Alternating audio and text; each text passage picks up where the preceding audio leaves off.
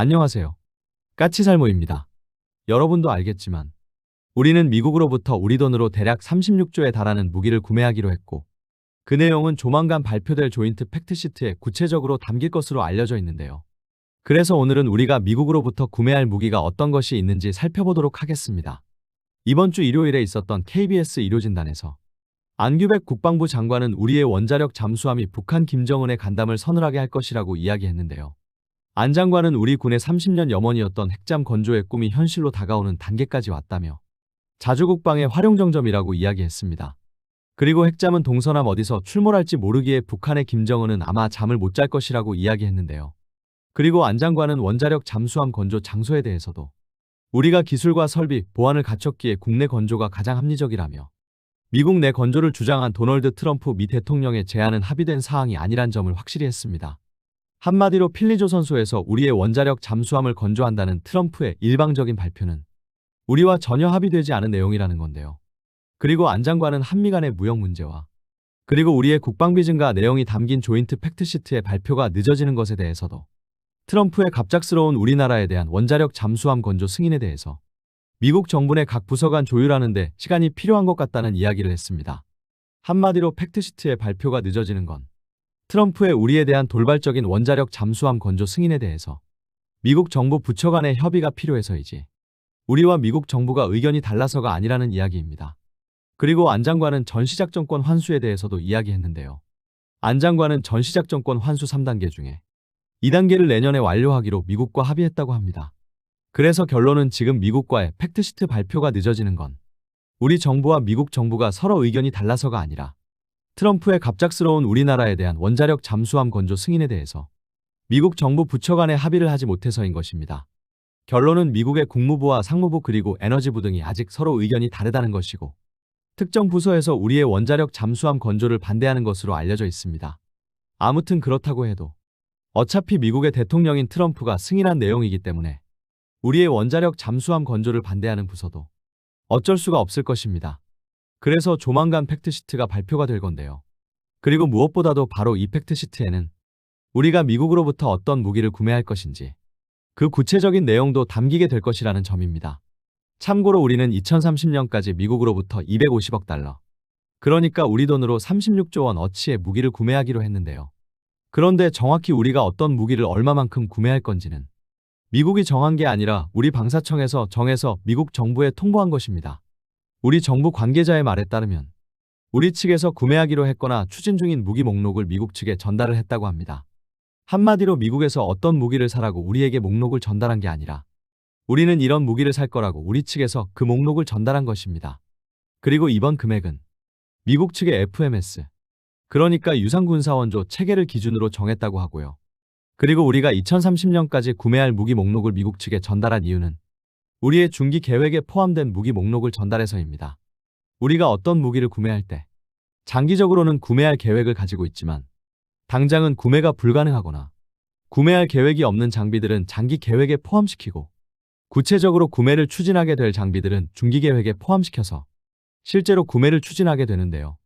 이번에 우리가 전달한 무기 목록은 2025년부터 2029년까지 우리의 중기 계획에 포함된 무기 목록이라고 합니다.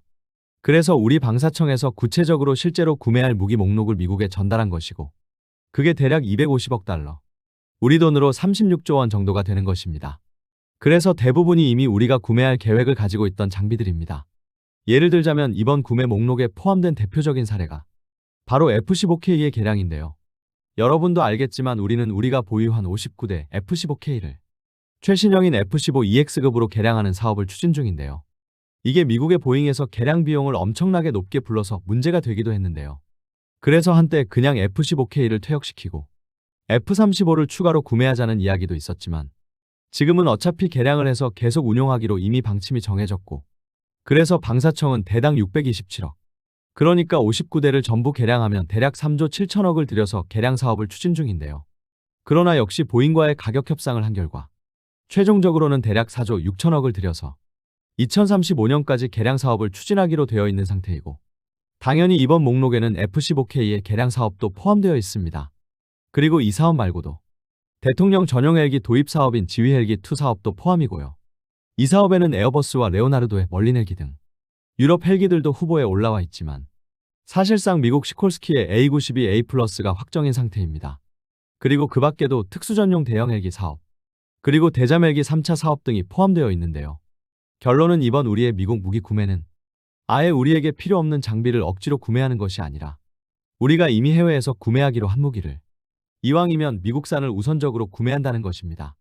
그런데 분명 이번 무기 구매는 미국이 우리에게 무기를 구매하라고 강요한 게 아닌 이미 우리가 해외에서 구매하기로 한 무기를 이왕이면 미국에서 구매한다는 취지이지만 단 한 가지, 트럼프의 요구에 의해서 이번에 추가된 무기 구매가 한 가지 있습니다. 그것이 무엇인지는 제가 차차 이야기 드릴 것이고요. 그런데 이번 목록에 포함되는 사업에는 미국의 L3 해리스로부터 조기 경보기 4대를 구매하는 사업도 포함인데요. 좀 흥미로운 점은 이번 사업은 미국의 L3 해리스로부터 대략 3조 원을 들여서 조기 경보기 4대를 구매하는 것인데 문제는 해리스는 총 4대의 조기 경보기 중에서 2대는 우리나라의 국내에서 제조하기로 했는데요. 이번에 L3 해리스에서 그 약속을 지켜서 대한항공과 정식 계약을 체결했습니다. 이번에 대한항공은 6,319억의 계약을 L3 해리스와 체결했다고 공시를 했습니다. 그래서 우리의 조기 경보기 일부를 대한항공이 국내에서 조립하면서 이스라엘과 미국 업체로부터 조기 경보기 기술을 이전받게 되었는데요. 그래서 기존 특수전 헬기와 전자전기 사업 등에 이어서 조기 경보기 사업도 대한항공이 가지고 가게 된 건데요. 그런데 이건 솔직히 정말 대한항공이 운이 좋았던 거죠. 결론은 우리는 지금까지 당연히 우리의 조기 경보기 2차 사업은 보잉의 E7이 될 줄 알았고, 그리고 만일 E7이 안 된다고 해도 지금 세계적으로 가장 많이 팔리고 있는 조기 경보기인 스웨덴 사브사의 글로벌 I가 도입될 거라고 예상을 했습니다. 그래서 L3 해리스의 글로벌 6500이 선정될 거라는 건 거의 가능성이 없다고 생각을 했고, 그래서 대한항공이 L3 해리스와 업무 협약을 체결할 때 아무도 관심을 가지지 않았습니다.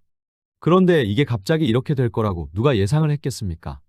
당연히 만일 보잉의 E7이 안 된다고 해도 사브의 글로벌 I가 될 줄 알았고, 그래서 사브와 업무 협약을 체결한 카이가 훨씬 현명해 보였는데 갑자기 트럼프 때문에 L3 해리스가 사업자가 되고, 그리고 그로 인해서 해리스와 손을 잡았던 대한항공이 또 다시 카이를 제치고 승리를 하게 된 것입니다. 그래서 당연히 조기 경보기 기술도 카이가 아닌 대한항공이 이전받게 될 테고, 그래서 당연히 우리의 차기 조기 경보기는 대한항공이 개발하기로 확정된 거나 다름없습니다. 아무튼 그래서 카이는 정말 운이 없는 것 같습니다. 이 사업이 이렇게 될 거라고는 아무도 예상을 하지 못했으니까요. 요즘 카이는 무엇 하나 되는 게 없는 것 같습니다. 그러나 분명한 건 이번 조기 경보기 사업처럼 카이가 운이 없어서 빼앗긴 사업도 있지만 카이의 무능함으로 인해서 우리의 무기 개발 사업에 지대하게 피해를 끼친 사업도 있습니다. 분명 지금까지 제가 이야기한 사업들을 들어보면 대부분이 이미 우리가 추진하고 있던 사업이고, 대부분이 어차피 미국 장비가 도입될 것을 예상했던 사업입니다. 그러나 지금부터는 아마 여러분도 예상을 하지 못한 사업들이 이번 미국과의 팩트시트에 포함될 것 같습니다. 특히 첫 번째로 이야기할 문제는 카이와 방사청의 무능함이 무척 크게 작용을 했는데요. 그럼 카이와 방사청의 무능함이 작용한 사업이란 무엇이냐라고 했을 때 그건 다름 아닌 바로 우리의 차기 기동 헬기 사업입니다. 여러분도 알겠지만 미국은 지금 차기 기동 헬기 사업을 하고 있고, 2022년경에 미국 벨사에 V-22 벨러를 선정하고 지금은 V-22를 MV-75라고 명명하고 도입 사업을 추진하고 있었는데요. 그런데 여러분도 알겠지만 우리나라도 차기 기동 헬기 사업을 하고 있고, 당연히 차기 기동 헬기 사업은 수리온 헬기와 LAH 헬기를 개발한 카이가 중심이 될 것으로 알려진 사업입니다. 실제로 카이에서는 차기 기동 헬기를 개발하기 위한 선행 개발을 하고 있었는데요. 그런데 문제는 원래 카이에서는 차기 기동 헬기의 선행 개발을 시콜스키의 디파이언트 X와 같은 동축 반전 헬기를 개발하고 있었습니다. 그런데 2022년에 미국에서 벨사의 틸트로터기를 선정함으로 인해서 우리의 차기 기동 헬기 사업에 혼란이 오게 되었습니다. 그래서 우리는 우리의 차기 기동 헬기로 틸트로터기를 개발해야 하는지 아니면 동축 반전 헬기를 개발해야 하는 건지 혼란에 빠졌고, 그래서 동축 반전 헬기를 개발하고 있던 카이에서는 방사청에게 우리의 차기 기동 헬기를 어떤 형태로 개발할 건지 빨리 정해주라고 요구했지만 우리 방사청은 지금까지도 차기 기동 헬기를 어떤 방식으로 개발할지 결정을 하지 못했습니다. 그래서 지금 사실상 우리의 차기 기동 헬기의 개발은 중단되어 있는 상태라고 할 수 있습니다. 그로 인해서 우리는 우리 스스로가 차기 기동 헬기를 자체적으로 개발할 시간을 상당히 많이 상실한 상태입니다. 그래서 우리 육군에서는 우리의 차기 기동 헬기를 독자적으로 개발하는 걸 사실상 포기한 상태입니다. 그래서 이번 팩트시트에는 바로 우리의 차기 기동 헬기도 포함되어 있습니다. 당연히 외국의 차기 기동 헬기를 그대로 도입하는 건 아니고요. 우선은 육군에서는 1차적으로 대략 1조 원을 들여서 차기 기동 헬기의 기술을 도입하는 사업을 추진한다고 합니다. 그래서 지금 우리의 차기 기동 헬기는 외국 업체와 기술 도입 또는 공동 개발을 한 후에 국내 생산을 하는 방향으로 간다고 하고요. 지금 이 사업에는 벨사의 V-22 벨러와 시콜스키의 디파이언트 X가 후보에 올라와 있고, 당연히 이 두 회사 전부 다 미국 업체이기 때문에 이 사업도 이번 팩트시트에 포함되어 있다고 합니다. 아무튼 그래서 지금까지는 우리의 차기 기동 헬기를 외국에서 일부 기술만 도입하고 전체적인 개발을 카이에서 직접 할 것으로 여겨졌지만, 카이와 방사청의 무능함으로 인해서 우리의 차기 기동 헬기는 기술 도입 내지는 공동 개발로 한 단계 후퇴하게 되었습니다. 수리온부터 시작해서 LAH 헬기에 이어서 이제는 차기 기동 헬기까지 우리는 무려 3번이나 독자 모델을 개발하지 못하고 외국 헬기의 기술을 들여와서 개발하는 건데요. 대체 우리는 언제쯤 독자적인 헬기 모델을 가지게 되는 것일까요? 정말 답답한 일이 아닌가 합니다. 그리고 제가 앞에서 우리가 이번에 미국산 무기를 구매하는 것 대부분은 우리가 필요해서 구매하는 것이고, 다만 어차피 외국 무기를 구매하는 걸 이왕이면 미국산 무기를 구매해주는 것이라고 했는데요. 그런데 딱 한 가지, 미국의 강요, 정확히는 트럼프의 강요에 의해서 도입하는 무기가 한 가지 있습니다. 아마 지금 제 영상의 제목을 보고 들어오신 분들은 그게 무엇인지 다들 아실 텐데요. 네, F-35입니다. 여러분도 알겠지만 우리는 지금 미국으로부터 40대의 F-35를 도입해서 그중 한 대를 조류 충돌로 인한 비상착륙으로 상실하고 39대를 운용 중인데요. 그리고 그에 이어서 20대의 F-35를 추가 구매하는 2차 사업을 추진 중이고, 이번 2차 사업도 이번 팩트시트에 포함이 되어 있습니다. 그런데 2차 사업 20대 말고 3차 사업 20대도 이번 팩트시트에 포함되어 있다고 합니다. 제가 전에 이야기한 적이 있는데요. 우리 공군은 장기적으로 100대의 전술기를 추가로 구매해서 작전기 100대를 증가시킬 계획이고, 공군에서는 200대의 작전기를, 60대는 KF-21 블록3를 도입해서 늘리고 40대는 F-35를 도입해서 늘리고 싶어 한다고 이야기한 바가 있는데요. 그래서 저는 40대에 F-35를 도입하지 말고 그냥 KF-21 블록3를 100대를 도입해야 한다고 주장을 하기도 했습니다. 한마디로 말해서 아직 공군에서 합참에 정식으로 소요를 제기하지는 않았지만 공군 내에서는 F-35 40대를 도입할 계획을 세우고 있었던 것입니다. 그러나 다른 나라들과 마찬가지로 우리나라 국내에서 F-35에 대한 여론이 너무 좋지 못하기 때문에 공군에서 사업화를 못하고 전전긍긍하고 있었는데요. 당연히 국내에서 F-35에 대한 여론이 안 좋은 건 다른 나라와 마찬가지로 너무 많은 운용유지비와, 그리고 분명 우리나라 군대의 소유인데 우리나라 마음대로 할 수 없다는 문제 등 너무 많은 문제가 있어서, 그리고 여기에 더해서 아마 이 내용은 여러분도 잘 모르실 텐데요. 제가 언제 이야기한다고 했다가 미처 말하지 못한 문제인데요. 전에 우리가 노르웨이에 흑표전차를 판매한다고 했을 때 노르웨이에서 NSM 대한미사일을 절충교역으로 구매해달라는 요구를 한 적이 있었고, 그래서 일부 몇몇 분들이 그럼 JSM 미사일을 도입해서 F-35의 대한미사일로 사용하면 되는 것 아니냐는 이야기를 한 적이 있었는데요. 그런데 문제는 우리 군의 F-35는 정확히는 대함임무를 부여받은 게 없습니다. 이게 무슨 말이냐면요. 지금 우리의 F-15K는 남해에 이어도 해상을 정기적으로 순찰하고 있고, 그리고 우리의 KF-16도 하푼을 탑재하고 대함임무를 부여받은 상태인데요. 문제는 우리의 F-35는 이런 임무가 일체 없습니다. 한마디로 말해서 만일 우리나라가 중국이나 일본과 대치하게 되면, 웃기는 이야기지만 우리의 F-35는 출동하지 않습니다. 왜냐하면 우리의 F-35는 그런 임무가 부여되어 있지 않기 때문입니다. 그래서 우리의 F-35에는 JSM 미사일 같은 게 아예 필요가 없습니다. 솔직히 저도 왜 우리의 F-35에는 그런 임무들이 부여되어 있지 않은지 그 이유는 모릅니다. 그러나 분명한 건 우리의 F-35는 주로 북한의 탄도미사일 이동식 발사대만을 공격하는 거의 단일 임무만 부여되었을 뿐이라는 것만 알고 있을 뿐입니다. 그래서 우리의 F-35는 그 활용도가 대폭 낮습니다. 그러나 우리가 KF-21 블록3를 개발해서 도입한다면 지금 F-35가 하고 있는 북한의 탄도미사일 이동식 발사대 공격 임무부터 시작해서 중국과 일본과의 대치에도 사용할 수 있는 등 그 활용도에 있어서 F-35보다 월등하게 높습니다. 그래서 KF-21이 국산이라는 이유가 아니라고 해도 너무 그 활용도가 한정적인 F-35가 아닌 KF-21 블록3를 빨리 개발해서 도입해야 한다고 한 건데요. 그런데 저번에 우리 대통령이 미국을 방문했을 때 트럼프가 우리 대통령에게 F-35의 추가 구매를 요구했다고 합니다. 그래서 마침 F-35를 추가 구매하기를 원했던 공군이 아주 급하게 사업을 마련하고 있다고 하고요. 그래서 이번 팩트시트에도 F-35 20대를 추가 구매하는 3차 도입 사업이 포함된다고 합니다.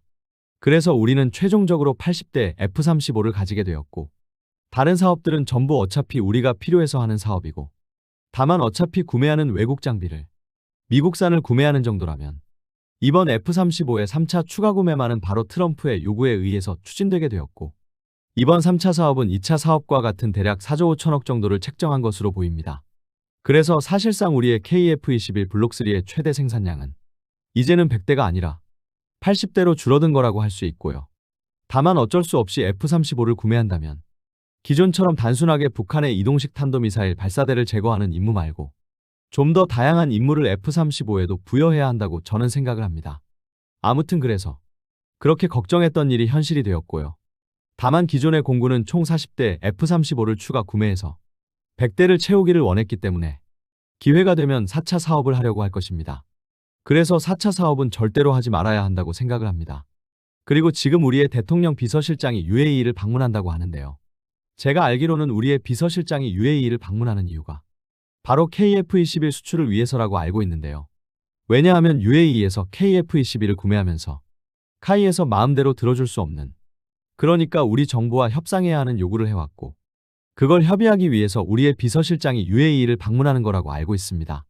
그런데 이것과 관련해서 우리의 KF-21을 중동에 판매하는 데 있어서 좀 안 좋은 소식이 들려오고 있죠. 무엇이냐면 사우디가 미국의 트럼프에게 F-35의 판매를 요구해서 지금 미국 정부에서 그 요청을 승인할지 검토하고 있다고 하는데요. 사우디는 과거에도 미국에게 F-35의 구매를 요구했지만 거절당했고, 그리고 UAE도 마찬가지였습니다. 그래서 사우디와 UAE는 스텔스기를 확보하기 위해서 부단히 노력하고 있고, 지금 스텔스기를 개발하는 거의 모든 나라들과 접촉을 하고 있는 상태입니다. 러시아는 물론 터키의 칸과 그리고 우리나라와도 접촉을 하고 있는데요. 그런데 만일 이번에 미국에서 사우디에 대한 F-35 판매 승인이 나면 우리의 KF-21의 사우디에 대한 판매가 이루어지지 않을 가능성이 높습니다. 그리고 사우디의 F-35 판매를 승인하면 UAE에도 승인할 가능성이 높고, 그럼 UAE도 우리의 KF-21에서 F-35로 돌아설 가능성이 높습니다. 물론 이번에 이 기사가 나온 건 미국의 로이터 통신인데, 로이터 통신에서도 트럼프 정부의 승인이 난다고 해도 미국 의회에서 판매 승인을 안 해줄 가능성이 높다고 평가했지만, F-35가 사우디에 정말로 판매된다면 분명 우리의 KF-21은 수출에 타격을 받을 수밖에는 없습니다. 그래서 이 문제도 지켜볼 필요가 있다고 봅니다. 아무튼 이번에도 우리는 우리의 차기 기동헬기를 독자 개발하지 못하게 되었고, 그리고 그렇게 우려했던 F-35의 추가 구매가 이루어질 것으로 보이는데요. 그래서 오늘 소식은 너무 씁쓸하네요. 미국 트럼프가 원자력 잠수함 건조를 승인해줬으니 이 정도의 대가는 고맙게 받아들여야 하는 건지, 아니면 우리의 주력 전투기를 멀쩡하게 개발하고도 너무 많은 제약이 있는 F-35를 억지로 추가 구매하게 된 걸 슬퍼해야 하는 건지 좀 답답하기는 하네요. 이상 영상 봐주셔서 감사합니다.